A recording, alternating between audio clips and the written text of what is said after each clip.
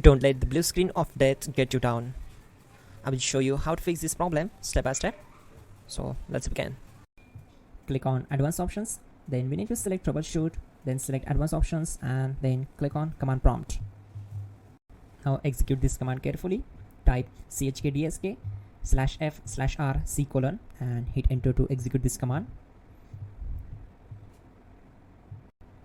Type C:, then hit enter. Now we need to type cd space C:/ and hit enter to execute. Type cd space Windows and simply hit enter to execute the command. Now type cd system32 and hit enter. Type in cd space config and simply hit enter to execute the command. Now execute this command. Type md space backup and simply hit enter. Now type copy space *** space backup and simply hit enter to execute the command. Now type md backup1 and hit enter. Now type copy space *** space backup1 and hit enter.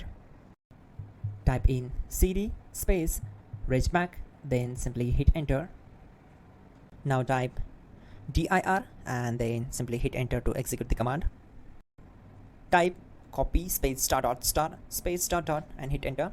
Then type all and simply hit enter to execute the command. Let's move to the next command.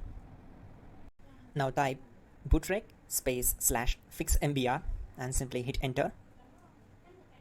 Now execute this command. Type in bootrec /fixboot and hit enter. Now type cd space C:/ and simply hit enter. Now type this command cd space Windows /system32 /config /regback and simply hit enter to execute the command. Type bcd edit space /export space C:/ bcd backup and simply hit enter to execute this command. Type cd space C:/ and hit enter. Now type md space boot and hit enter. Now execute this command. Type cd space boot and simply hit enter. Now execute this command. Type md space bcd. Now execute this command. Type cd space C:/ and hit enter.